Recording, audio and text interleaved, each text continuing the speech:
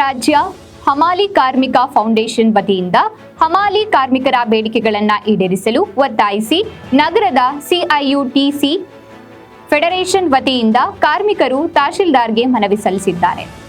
ನಗರದ ಬೆಂಗಳೂರು ರಸ್ತೆಯ ಎಪಿಎಂಸಿ ಮಾರುಕಟ್ಟೆಯಿಂದ ಕಾಲ್ನಡಿಗೆಯಲ್ಲಿ ಪ್ರತಿಭಟಿಸುತ್ತಾ ಆಗಮಿಸಿದ ಕಾರ್ಯಕರ್ತರು ಘೋಷಣೆಗಳನ್ನು ಕೂಗಿದ್ರು.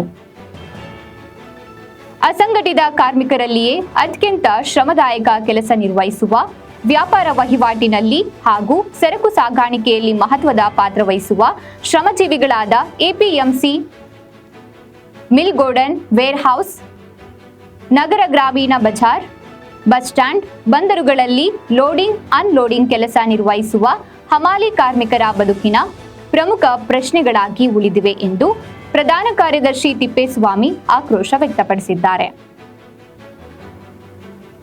ಇನ್ನು ಅಧ್ಯಕ್ಷ ನಿಂಗಣ್ಣ ಮಾತನಾಡಿ, ಕರ್ನಾಟಕ ರಾಜ್ಯ ಹಮಾಲಿ ಕಾರ್ಮಿಕರ ಫೆಡರೇಷನ್ ನೇತೃತ್ವದಲ್ಲಿ ಇಂದು ರಾಜ್ಯಾದ್ಯಂತ ಪ್ರತಿಭಟನೆ ನಡೆಸಿ ಈ ಮನವಿ ಪತ್ರವನ್ನ ತಮಗೆ ಸಲ್ಲಿಸುತ್ತಿದ್ದೇವೆ ಎಂದರು.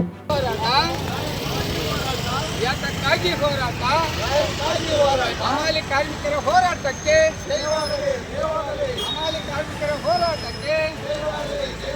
ಹಮಾಲಿ ಕಾರ್ಮಿಕರ ಬೇಡಿಕೆಗಳು ಈಡೇರಲೇಬೇಕು.